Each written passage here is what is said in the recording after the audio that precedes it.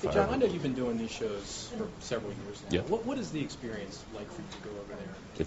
It's fantastic. It's something that I personally look forward to every year. Our WWE Tribute to the Troops episode is easily one of the most rewarding things that we do with this unbelievably huge media company that we run.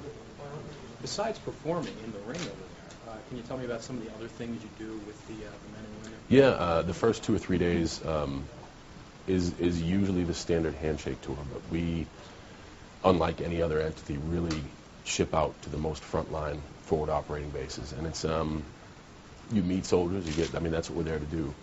But they all want to explain to you what they're doing. I mean, I fired howitzer cannons. We've seen how the medvac system works over there. We fly in Blackhawks from FOB to FOB. It's awesome. I've been offered rides in A-10 planes and Apache helicopters. Like, everyone is so happy to see you. If you have spare time, they'll actually show you their trade and what they do and how they, live in daily life. It's really, that's why I enjoy going over there. You just learn so much. Did playing a Marine and preparing for that role give you a different perspective at all?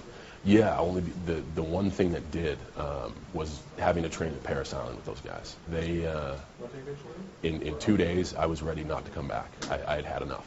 And to know that each one of those people just go through that for so long, it is really, really hard work, something that I don't think I was capable of doing. I have the utmost respect after going through their training regimen and knowing what it takes just to make it as a member, rather than, succeed as a sergeant general, what have you. Just to get in, you really have to bust your hump. It was very eye-opening. I've always thought I was tough and strong and could handle anything, and in 2 days they had me crying for mama. And you get, I think it's fair to say that you get a very passionate reaction wherever you go. Some cheers, some boos. What is it like to go over to a place where you know you're going to be 100% cheered? Well, I think every one of us is 100% cheered over there. It's just, that's what we're there for. The absolute disaster of a trip would be to go over there and have everybody not excited. We go over there around Christmas time because although, people are obligated to their duty and they certainly enjoy it, that's a chance that I think every one of them would want to be home. So we offer them just a little bit of slice of home, and for that day, the bad guys are good, the good guys are good. It really is just a great scenario over there. It's not your typical WWE event, but it's something special. Kind of a personal question for you off the topic a little bit. How are you feeling physically? Because I heard you say earlier today that a normal man, quote unquote, would have taken probably a year. No, I'm just trying to pump up my own recovery. Yeah. Put yourself over, right? Yeah, exactly. I just had a great set of doctors. Joe Maroon over in Pittsburgh is one of the most well-respected neurosurgeons in the world, and sat and talked with him about what he could do and when I could get back. And even before we did anything, he was confident that I could be back for Survivor Series. So that wasn't something that I came back early or anything like that. I came back as scheduled, and I just trusted my team. Those guys said I'd be okay, and I feel great. I'm world heavyweight champ as we speak, so we're doing something right. Speaking of being the champ, what was it like for you to come back and win the title in Boston? That really was something special. I'm not taking anything away from the city of Boston, but I was just ready to come back.